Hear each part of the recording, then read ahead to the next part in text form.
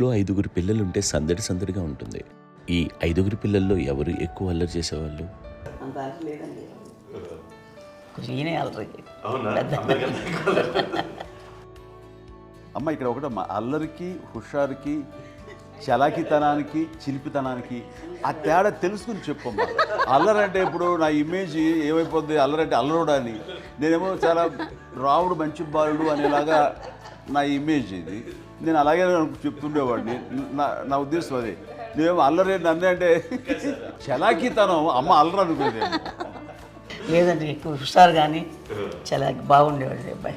ఇంట్లో పనులన్నీ మీకు సాయంగా ఉంటాయి? అవునండి, వాడే చేసేవాడు అండి. ఇంట్లో ఎవరు ముట్టుకునేవాడు కాదు. మా నాగబాబు అస్సలు ముట్టుకునేవాడు కాదు. అన్నిటికీ నాకు ఆయన సహాయమే పాపం. నాన్న ఆయన ఉద్యోగం వెళ్ళిపోయారు. నేను పాక్కుంటూ అలాగా వెళుతూ వెళ్ళిపోయాను, నాకు తెలియదు. తర్వాత అమ్మ చెప్తుంటే లేదుగా మాత్రం కొన్ని కమ్మర కోలు ఉంది ఒక అది పెట్టి అది వెళ్ళి కూర్చోతా ఏడుస్తున్నాను రోడ్డు మీద. ఏసరికి వాళ్ళు 3 years.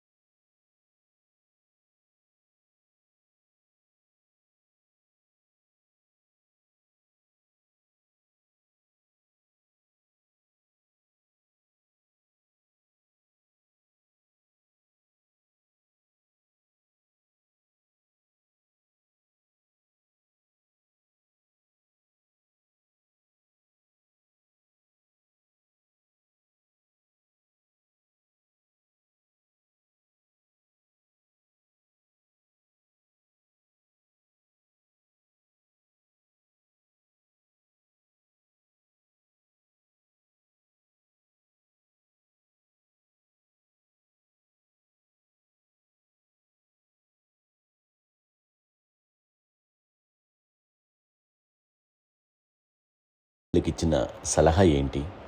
అంటే ఇండిపెండెంట్గా ఉండడం కదా అమ్మ, ఎవరిని డిపెండ్ అవ్వద్దు. నీ పిల్లలు నువ్వే జాగ్రత్తగా నేర్చుకో, ఎవరిని ఇలా చేయకు, డిపెండెంట్గా పెట్టద్దు అని ఆవిడ మాకు బాగా ఎప్పుడు ఎక్కువ చెప్తుండేది.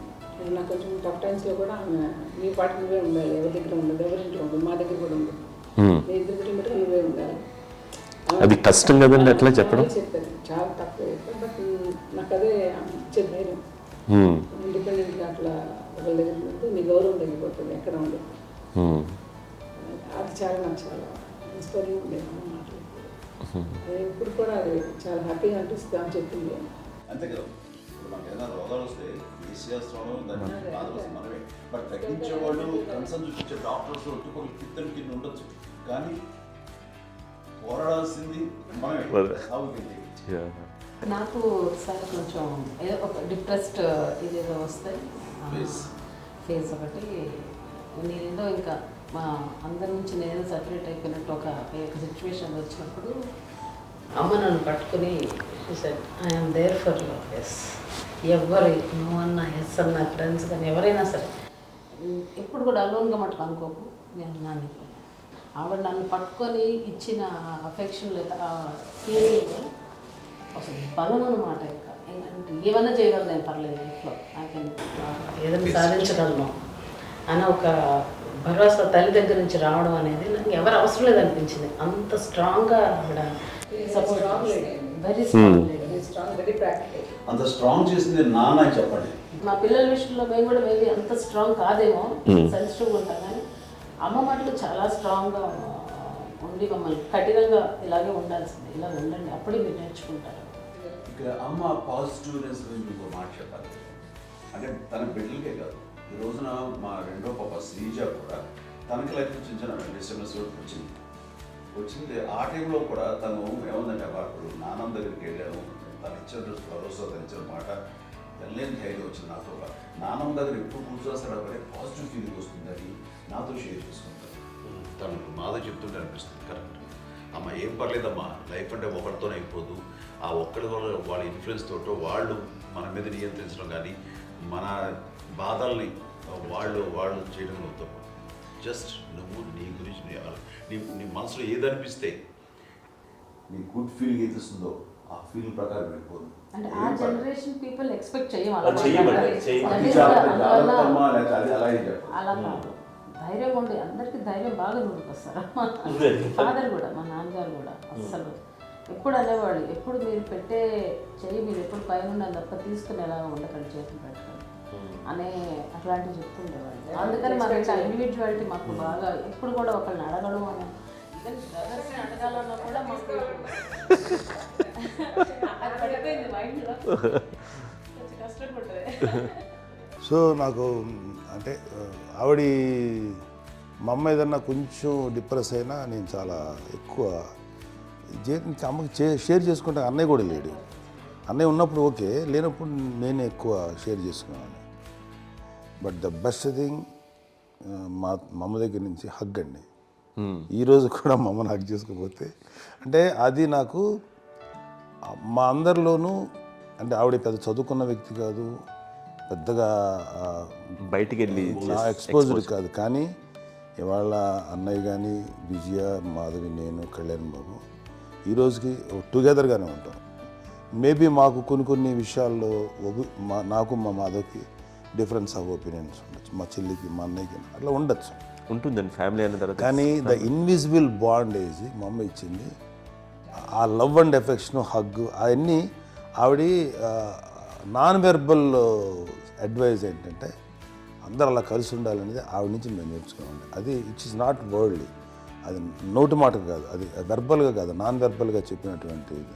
సో అందుకని అది మాకు గొప్ప, మేమందరం ఇప్పుడు అలా ఉండడానికి కారణం, అంత కలిసి ఉండడానికి కారణం, మెయిన్ కారణం మా అమ్మ అండి. అది సో అందరూ ఉండాలనేది మా అమ్మ అడ్వైస్. ఇప్పుడు కూడా నేను ఎప్పుడైనా ఏదైనా ఫీల్ అయినా, అన్నయ్య ఫీల్ అయినా, లేదు నాన్న అట్లా వదుకు, ఇట్లా ఉండండి, ఇట్లా ఉండి ఇప్పటికీ చెప్తుంది. మేము ఎవరైనా ఎప్పుడైనా మా చెల్లితో గొడవపడ్డా అనుకోండి, నేను అట్లా అనకరా అని ఎట్లాగా అన్న ఏమో లేదులేమ్మా ఏదో అన్నాను కానీ ఫీల్ అవ్వకమ్మా, మేమందరం కలిసి ఆవిడని అసలు టెన్షన్ పెట్టమండి మేము. సో అలా అది ఆవిడ నేర్పించింది, అలా కలిసి ఉండటం అనేటువంటి బాండేజ్ని.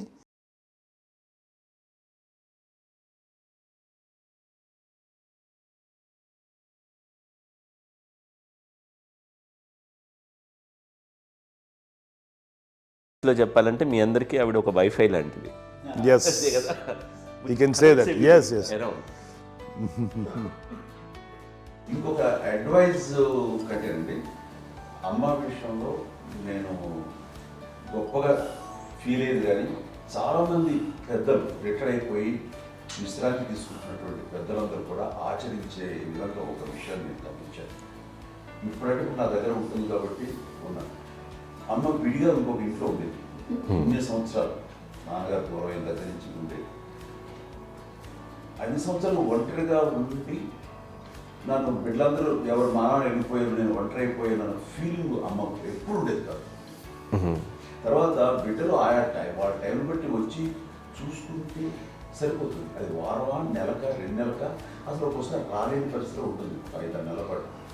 ఇదే ఊళ్ళో ఉండి పక్క విధుల్లో ఉండి ఎవరి పనులు వాళ్ళు బిజీగా ఉండి, ఎవరి షూటింగ్ వాళ్ళు బిజీగా ఉండి, ఎవరి ప్రొఫెషన్లో వాళ్ళు బిజీగా ఉండి, ఎవరి ప్రొఫెషన్లో వాళ్ళు బిజీగా ఉండి, తన సంసారం తను బిజీగా ఉంటాను. ఒకసారి అమ్మ ఏమీ ఫీల్ అయ్యేది కదా, ఏంటమ్మా రావట్లేదు, అసలు పట్టించుకోవట్లేదు ఏంటి అంటే అంతేలేమ్మా అని ఇలాంటి నిరసన మాటలు కానీ, ఈసరింపు మాటలు కానీ, లేకపోతే న్యూనతాభావం కానీ ఇలాంటివి ఎప్పుడు అమ్మకు లేవండి. వచ్చారు అబ్బాయి ఏం చేసి పెట్టడా చెప్పండి అంటూ చాలా పాజిటివ్ ఉండి ఇప్పటికీ కూడా తను సపరేట్ కిచెన్ మా ఇంట్లో ఎక్కువ ఉంటుంది. వేరే కిచెన్ ఎందుకంటే అమ్మకి మోస్ట్ స్ట్రెస్ బస్టర్ వచ్చేసినా లేకపోతే ఏదో రిలీఫ్ ఏంటంటే తన కిచెన్లో కూర్చొని వండుకు తింటాం, వండి అందరికి పెట్టాం. ఇప్పటికీ కళ్యాణ్ బాబు అక్కడక్కడ తిరిగేసి ఎక్కడో చేసి నిరసన చేసి అన్ని రకాలుగా చేసి వస్తే అమ్మకి చాలా జాలి. ఆడేదో ఇంక మేము గుడ్లో కష్టపడుతున్నాం కానీ ఆడి ఎండలో వెళ్ళేదిలో మీ టీవీలో వాటిలో అది ఎక్కువగా చూపించేసరికి వాడే కష్టపడతారు, మేము కష్టపడలేదు ఫీల్ అమ్మకి. అందులో వాడు రాగానే ఎలా వచ్చావా అని అమ్మ ఎక్కడ కళ్యాణ్ బాబు అంటే ముందు అమ్మను కానీ ఎక్కడ కళ్యాణ్ బాబు తను ఎక్కడ ఉంటాడు ఏదో ఉంటాడు తెలుసు. అది తెలిసిన తర్వాత ఎక్కడ తను వాడికి ఇష్టమైన బిర్యానీ అవి చేసి చక్కగా పంపించి అన్నీ చేస్తుంటాడు. అట్లాగా బిడ్డలకి పెట్టడమే తప్ప బిడ్డల నుంచి ఈ వయసులో ఎక్స్పెక్ట్ చేయడం లేకపోగా కొంచెం పట్టించుకోవట్లేదు అనే ఒక న్యూనత భావంలోకి వెళ్ళిపోయి సైకలాజికల్ డిప్రెస్ అయ్యే మదర్ మాత్రం కాదు.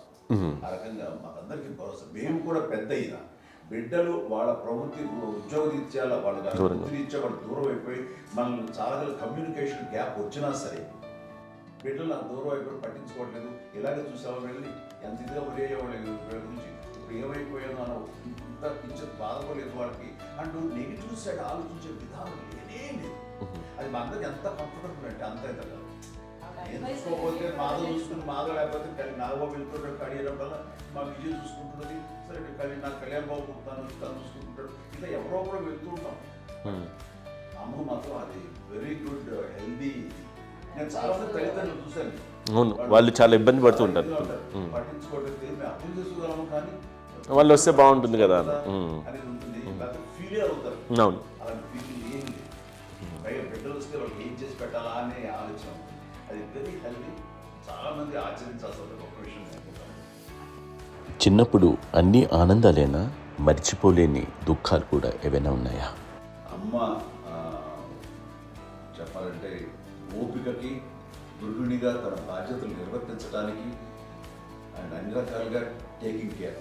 దీనికి ఒక మంచి ఉదాహరణ నేను చెప్పగలను. అది తలుచుకున్నప్పుడు నాకు చాలా ఉద్యోగంగా ఉంటుంది, నాకు చాలా ఖండితలు వచ్చేస్తుంది. అమ్మకి మేము 5 బిడ్డలు అండ్ పురిట్లోనూ 1 year పెరుగో 2.5 years పెరుగో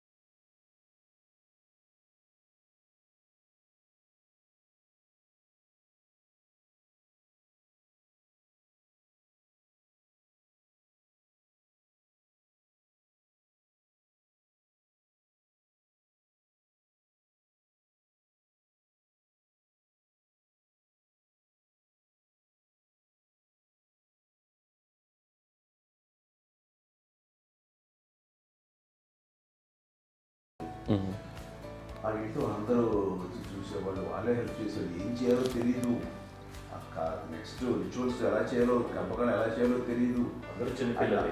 తను చిన్నది, మిగతాలందరూ పరిసరులే. సో ఆయన పరిస్థితుల్లో కమ్యూనిటీ వచ్చినప్పుడు చుట్టుపక్కల వాళ్ళు వీళ్ళు వచ్చి చేయాల్సిన కార్యక్రమాలు చేశారు.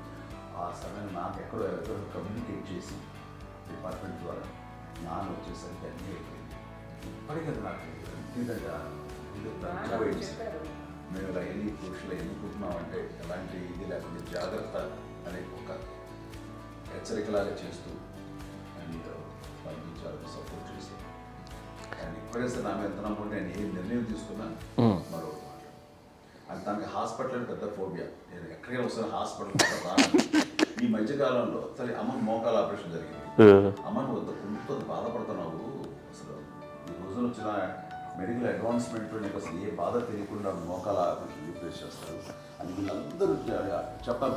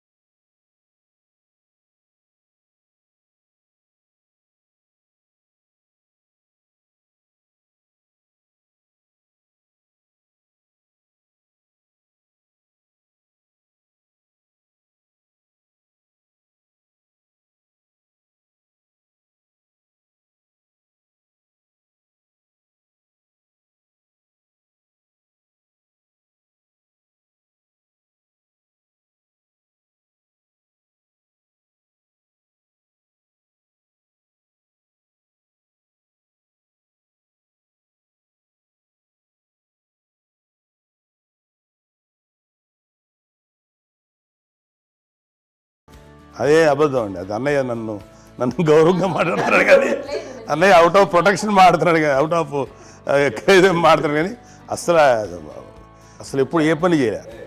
లేదు ప్రామిస్ అండి, ఏ పని చేసేవాడు కాదు. మా ఇద్దరికి మధ్యలో పాపం అన్నయ్య చాలా పని చేసేవాడు. ఎంత పని చేసేవాడు, నేను ఇచ్చిన తర్వాత మళ్ళీ నాకు ఏదైనా చిన్న పని చెప్తే అది కూడా నువ్వే చేయనివ్వండి. ఆ కోపం వచ్చేది, కోపం వచ్చి ఒకడు కొట్టేవాడు, కొడితే కోపం వచ్చేది తప్ప నేను వెళ్ళేవాడిని కాదు. అమ్మకి ఎప్పుడు ఏంటంటే ఒక ఇదే పని చేయడని, అంతే. నిజంగా ఏ పని చేసేవాడిని కాదు. అవునా? లేదు మహాప్రేమ.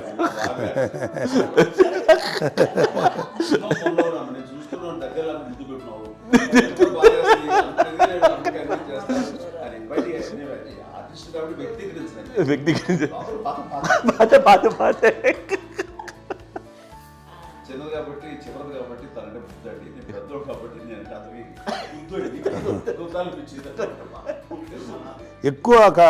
ఎక్కువ కష్టపడింది కానీ మా నాన్నగారి చేతిలో ఎక్కువ అంటే నాన్న బాగా కోపం ఎక్కువ అనుమానించింది కానీ అన్నయ్య పాపం బాగా దొరికేసేవాడు పాపం.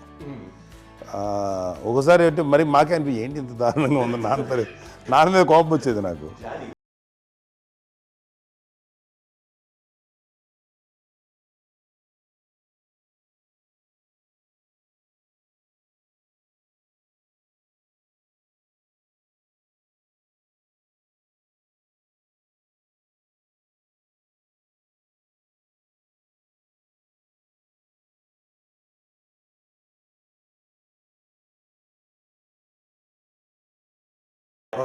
హైపర్ యాక్టివ్ అన్నయ్య పుట్టడమే భయంకరమైన హైపర్ యాక్టివ్.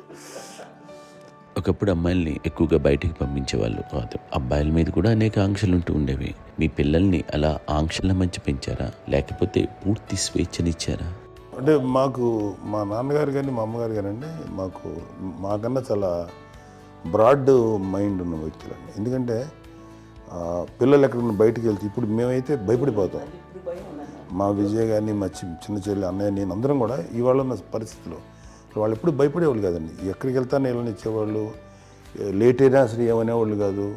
లేకపోతే ఏదైనా మోటార్ బైక్లు వేసుకున్నాం, లేకపోతే కారులో ఎట్లా పడితే ఎట్లా వెళ్ళినా సరే ఏమనేవాళ్ళు కాదు. వాళ్ళు తెలియకుండానే మాకు ఒక ఫ్రీడమ్ ఇచ్చారండి. సో దట్ అదే ఆ ఫ్రీడంలో భాగమే అన్నయ్య కానీ ఇండస్ట్రీకి వెళ్ళాలంటే కూడా ఒక వ్యక్తి ఒక కొడుకు ఒక గొప్ప కెరీర్ని పర్సూ చేసుకుంటూ వెళ్తున్నప్పుడు నాన్నగాని అమ్మగానే ఓపెన్ మైండ్ తోటి అసలు నువ్వు వెళ్ళినా ఎంతకాలం వెళ్తావు నువ్వు ప్రయత్నించని చెప్పి అలా వదిలేశారండి. అన్నయ్య కూడా ఏంటంటే మోస్ట్ రెస్పాన్సిబుల్గా వెళ్ళి చాలా మేజర్ అమౌంట్ అన్నయ్యకి కూడా పెద్ద అమ్మకు వందలు ఇచ్చేది కాదు. కరెక్ట్గా ఆ ఇన్స్టిట్యూట్లో చదువుకునేటప్పుడు ఎంత ఇవ్వాలో కరెక్ట్గా ఇచ్చేది. తనకి ఎక్స్ట్రా ఖర్చు పెట్టుకుంటే అంటే అట్లా ఉండేది అంతే కదా. అంత జాగ్రత్తగా అన్నయ్య కూడా అంత రెస్పాన్సిబిలిటీగా రెసిప్రోకేట్ అయ్యి చేసి అందువల్ల మా అమ్మ నమ్మకం మా అమ్మగారి మా నాన్నగారి నమ్మకాన్ని అన్నయ్య ఎప్పుడు అది వాడు ఇంత నమ్మకానికి 10 times ఇచ్చాడు. ఏ వాయిసెస్ వైపు కానీ ఏ అలవాట్ల వైపు కానీ ఎందులో ఇండల్జ్ అవ్వకుండా నాకు నేనుగా నియంత్రించుకుంటూ సరైన మార్గంలో వెళ్ళేలాగా నాకు వెళ్ళడానికి లోపల ఆ స్ట్రాంగ్ థాట్ అడగగానే వాళ్ళు రెసిస్ట్ చేస్తే ఇచ్చారని ఆపేశారు అని ఏదో చిన్న రిలక్టెంట్ ఫీలింగ్ ఉంటుంది. వాళ్ళ మీద చిన్న కోపం నిరసన ఉండేది.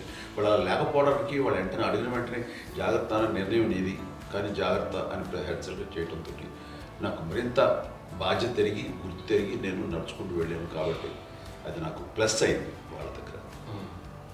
అంటే మదర్ అంటే తల్లి అనే కాదు, మదర్ ఫిగర్ ఫీలింగ్ ఎవరిచ్చినా సరే అది నానైనా తల్లితో సమానం అనుకుంటాను. నాగో చెప్పినట్లుగా అట్లాగా అలిసిపోయి వచ్చిన నాకు కాళ్ళు నొక్కుతుంటే నాకు భయం వేసేసేది. ఆ తర్వాత పడుకో గదవాయించేవాడు, అది కూడా కోపం. అంటే ఉదాహరణ అంటే మళ్ళీ అదే నాకు తిడతారు, ఎందుకు కాదు పడుకుని ఎక్కడ నిద్ర వస్తాయండి నాన్న. సో ఆ రకంగా నాన్న తన ప్రేమను చూపిస్తుంటాను. ఆ తర్వాత గోండా టైప్లో కూడాను నేను ట్రైన్ కింద వెళ్తుంటే నాన్న అక్కడే ఉన్నారు, రాజమండ్రి దగ్గర ఆ ప్రాంతంలో. ఆయన చాలా కోపం చేస్తుంది, ఇలాంటి చేస్తుంటావు నువ్వు, ఏదైనా అయితే ఏంటి అనేది చెప్పి ఏం పర్లేదన్నా ఏమవుతుందో అన్ని రకాల సేఫ్టీ అన్ని రకాల జాగ్రత్తలు తీసుకున్నాం. ఈ రోజు ఉన్నది సేఫ్టీ అప్పుడు లేదు. అయినా సరే రేపు పొద్దున నీ కొడుకులు ఇలాంటి పరిస్థితులు నీకు తెలిసి వస్తారు అప్పుడు అనేవాడు. ఎన్నిసార్లు అనేవాడు నాకు నిజంగానే మగధీర టైంలో గుర్ర పెట్టుకుని ఆ రోడ్డు మీద పడిపోయేది అని అన్నప్పుడు ఆ ఫస్ట్ టైం ఆ ఫీలింగ్ కలిగింది. అలాగే పీటర్ హెయిన్స్ అనేవాడు ఫస్ట్ మగధీరలో జంప్ చేస్తారు, మోటార్ బైక్ జంప్ చేసినప్పుడు ట్రైల్లో పీటర్ హెయిన్స్ అంత హైట్ నుంచి 20 feet 25 feet హైట్ నుంచి పడిపోయి మొత్తాన్ని బోన్స్ ఇరగొట్టుకుని వాడు 7 నెలల పాటు 1 year హాస్పిటలైజ్డ్.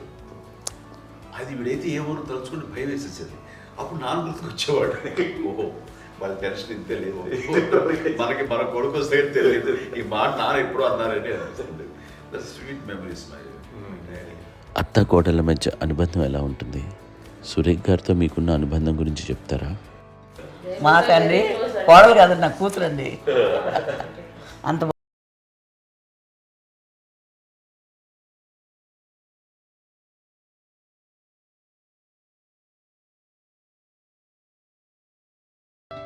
మీది ఒక అందమైన ఉమ్మడి కుటుంబం, అందరూ కలిసి ఉంటారు.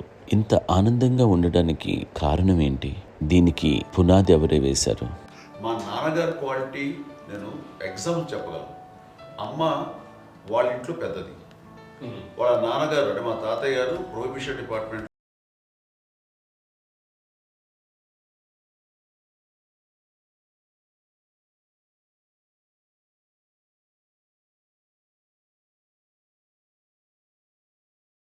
సరిపోతే ఆయనకి అప్పటికి అమ్మ కాకుండా 4 బిడ్డలు. అమ్మ తర్వాత అబ్బాయి, అబ్బాయి తర్వాత 3 ఆడపిల్లలు. వాళ్ళు ఏంటంటే రాకరావడి నాగబాబు కంటే కూడా చిన్నవాడు. అది ఆ వయసు అంత చిన్నవాడు. అమ్మ మా పిన్నమ్మలు నాకంటే చిన్నవాడు. అలాంటి పిన్నమ్మల్ని ఆయన వీళ్ళ నాగ చనిపోయిన తర్వాత తన ఫ్యామిలీ అంతగా నాన్న పెంచారు. నాన్న కూడా అరాపురా శాలరీ మీద బతికేదే తప్ప కూడా కాదు. సో తనకు మిగిలిన దాంట్లో మళ్ళీ ఆ ఫ్యామిలీని చూసుకోవడం, మా అమ్మమ్మను చూసుకోవటం, వాళ్ళ మంచి చెడు చూసుకోవటం. వాళ్ళకు ఇల్లు మాత్రం ఉంది మొగల్తూరులో. ఆ ఇంట్లో వాళ్ళు అద్దెకు వస్తే ఆ కొంచెం డబ్బు నానిచ్చే డబ్బు, అక్కడ పొలం కొనిచ్చారు, ఆ పొలం మీద వచ్చే డబ్బుతోటి అంతా బాగా చూసుకోవాలి తన ఫ్యామిలీ లాగా. అందరికి మ్యారేజ్ కాబట్టి నాన్న ఫస్ట్ సూత్రధారి, అమ్మ కూడా ఫ్యామిలీ బాండింగ్ టుగెదర్నెస్ అనేది స్ట్రాంగ్గా ఉండటానికి నాన్న ఏర్పాటు చేసినటువంటి బీజం. అది అమ్మ కంటిన్యూ చేస్తుంది. మేము ఇవన్నీ చూసి మేము నేర్చుకుని మేము టుగెదర్ అంటున్నాం. అందునే we are very rich in terms of emotional bonding. ఇప్పటికే ఎవరికి ఏ కష్టం వచ్చినా, ఎవరికి ఏది ఇబ్బంది వచ్చినా సరే మొత్తం అందరం గురిపోతాం. ఏ లెవెల్గా వెళ్ళిపోయి మోర్ సపోర్ట్ చేస్తాం. అంటే వీ డోంట్ ఎక్స్పెక్ట్ ఇంకే అంత చేయకూడదు. ఎస్, ఒకరినొకరు భరోసా. అది మా ఫ్యామిలీ మేము వెరీ స్ట్రాంగ్ అని చెప్పాలి. పెద్దవాడు కాబట్టి అవకాశం నాకు వచ్చింది కాబట్టి అమ్మ, ఇది ఎప్పుడు ఎవరు కొన్ని విషయాలు నాగబాబు సపోర్ట్గా ఉంటాడు. నాగబాబు ఉండి వాడు ఉంటే భరోసా. అలాగే ఆడపిల్లలు మీ అందరిలోనూ అమ్మని ఎవరు ఎక్కువ జాగ్రత్తగా చూసుకుంటారు? ఎందుకంటే ఎగ్జాక్ట్లీ మేము కూడా గమనించలేని సున్నితమైనటువంటి ఇష్యూస్ లైక్ హెల్త్ విషయం కానీ, అమ్మ మూడు కానీ, అన్నయ్య ఎంత క్యాజువల్ ఎంత బిజీగా ఉన్నా ఒక అమ్మాయి ఉంటుంది. అలాగే చాలా చిన్న చిన్న విషయాలు కూడా చాలా మెడికల్ ఇంట్రెస్ట్. అందుకని మాకు అన్నయ్య ఉన్నాడు, అన్నయ్య దగ్గర ఉన్న అమ్మ అంటే ఇంకా ఎక్కువ రిలాక్స్ అయ్యాను. అన్న దగ్గరికి వచ్చాక మేము అందరం చాలా కంఫర్ట్ అయిపోయాం. ఎప్పుడు ఎవరు కొన్ని విషయాలు నాగబాబు సపోర్ట్గా ఉంటాడు. నాగబాబు ఉండి వాడు ఉంటే భరోసా.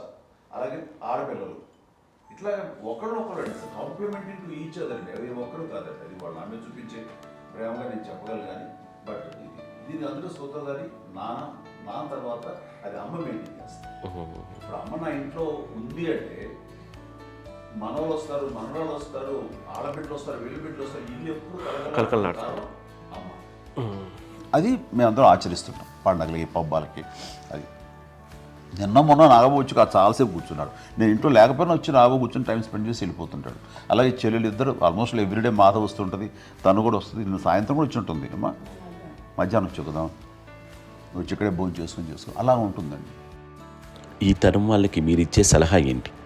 కలిసి ఏంటంటే బాగుంటుందండి. పిల్లలు తల్లి కలిసి ఇంకా అక్క చెల్లెలు తమ్ముడు అందరూ కలిసిపోయి ఉంటుంది. అన్యోన్యం అంతా సంసారం నిలబడుతుంది. లేకపోతే ఏముందండి, ఇక్కడ వెళ్ళిపోతారు, విడిపోతే ఎక్కడే పడవాలి అంతే. ప్రేమలు ఇప్పుడు లేవండి, తగ్గిపోయాయి. మెకానికల్ చాలా మటుకు ఏదో ఇంకా వాళ్ళ పనులు చేసుకోవడం ఏదో జరిగిపోతూ ఉంది అనుకోండి. అంత ప్రేమలు ఎక్కడ లేవండి ఇప్పుడు ఈ రోజు. అంటే ఒకప్పుడు ఒకరికి ఇంకొకరు భరోసాగా ఉండేవాళ్ళు. అంటే అందరూ కలిసి సపోర్ట్గా ఇది చేయడం. ఎందుకంటే వీళ్ళ పెద్దనాన్నగారి పిల్లలు కూడా ఆయనే చూసేవారు. మా నాన్నగారు అన్నయ్య గారు నాన్నగారు వాళ్ళ బిడ్డలు కూడా వాళ్ళ ఇక్కడే బిడ్డలు ఉన్నారు. నేనే పెళ్లి చేశాను. వాళ్ళు కూడా అమ్మాయి, వాళ్ళ ఆడపిల్లలు కూడా అమ్మాయి. పెళ్లి చేశాను, ఇద్దరు పిల్లలు. చూడండి, నాన్న ఎట్లయితే తన చెల్లెలు చూసుకున్నారో అట్లే నాన్న తరపు అమ్మగారి పిల్లలు వాళ్ళు చనిపోయారు చెల్లి గారి, వాళ్ళ బిడ్డలకి పెళ్లిళ్ళు, పేరెంటాలు అన్నీ చేసింది అమ్మాయి. అమ్మ అలా చేసింది కాబట్టి అది మాకు మార్గదర్శకం ఉంది. ఇప్పటికీ వాళ్ళు కొంచెం ఒక మాదిరి పరిస్థితి ఉంటే వాళ్ళకి ఇల్లు కూడా పెట్టడం కానీ వాళ్ళకి తగిన సహాయం కనుక ఎవ్రీ మంత్ మా పెదనాన్న గారి అమ్మాయి వాళ్ళు ఆల్మోస్ట్ 70 వాళ్ళకి ఎవ్రీ మంత్ మా ఇంటి నుంచి మొత్తం వెళ్ళిపోతాం 10,000-15,000ఎన్ని ఆస్తులు వచ్చాయి ఫిజికల్గా అనే దాని మీద కంటే కూడా ఇవి ఆస్తిగా తీసుకుంటూ దీన్ని విలువ ఎరిగి, గుర్తెరిగి, దాని ప్రభావం తెలుసుకుని అది కనుక మనం ఇచ్చిపుచ్చుకుంటే ఫ్యామిలీలో అంటే దాన్ని మించిన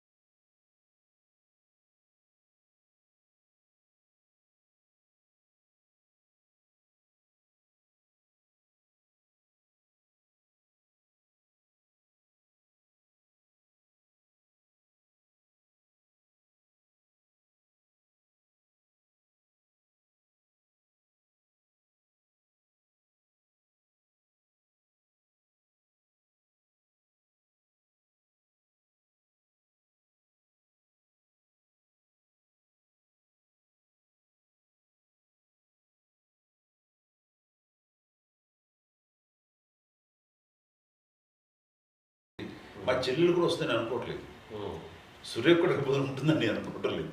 అలాంటి గొప్పగా ఇది.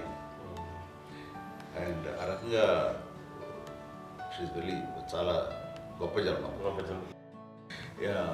అమ్మకి చిన్న మానసికంగా చిన్న ఏదో ఒక డిప్రెషన్ అది వచ్చింది. ఏదో నాన్న గుర్తుకొచ్చో, నాన్న లేరనో, లేకపోతే వాళ్ళ అమ్మగారు కూడా అదే టైం చనిపోయారనో, తన దగ్గర ఉంటారు. ఏదో ఉన్నప్పుడు మేము అందరం సపోర్ట్గా ఉండి రా మా కొన్నాళ్ళు నా దగ్గర ఉందిగా అని చెప్పేసి అప్పట్లో అమ్మ వేరేగా ఉంది. ఉన్నప్పుడు ఒకటే మాట అన్నాను, అమ్మ నీలాంటి గర్భం అంటే అంజనమ్మదే గర్భం అని బయట ఎన్నోసార్లు నా ఫ్రెండ్స్ కానివ్వండి, బయట కానివ్వండి, కొన్ని సందర్భాల్లో మీటింగ్లో కానివ్వండి, స్పీచెస్లో కానీ అన్నవాళ్ళు ఎంతోమంది అన్నారు. వాళ్ళ మాట అంటే రీజన్ తెలుసా నీకు? కోటాను కోటల్లో ఎంతమంది తల్లులకు నీకు వచ్చిన అదృష్టం, నీకు లభించినటువంటి గౌరవం లభిస్తున్నాం. బిడ్డలు ఎంతోమంది చేత కొనియాడబడుతున్నారు, ఎంతోమందికి సహాయపడుతూ ఆ రకంగా వాళ్ళందరి యొక్క ఆశీస్సులు పొందుతున్నారు. కానీ ఎంతోమందికి నిరంతరం హెల్ప్ చేస్తూ వాళ్ళ ఇది చూసుకుంటున్నారు. అవి ఆ భగవంతుడు మీరు చేస్తున్న పూజలో ఉన్న ఆ భగవంతుడు మన నెక్స్ట్ తరాలకు కూడా మనకి ఇలాంటిది వారసత్వంగా ఇస్తూ అదే రకంగా కొనసాగించేలాగా మాకు అదృష్టం ఇచ్చారు. ఇంతమంది ఎవరు నీ నుంచి వచ్చిన వాళ్ళే, నీకు నీ ఎంత గొప్ప గర్భం, ఎంత గొప్ప జన్మ నీది. వాటికి నువ్వు ఇలా అవటమేంటి? ఎంతసేపు నీది హై లెవెల్లో ఉండాలి ఫీలింగ్స్గా నువ్వు కానీ. అంతే నువ్వు ఇలాగా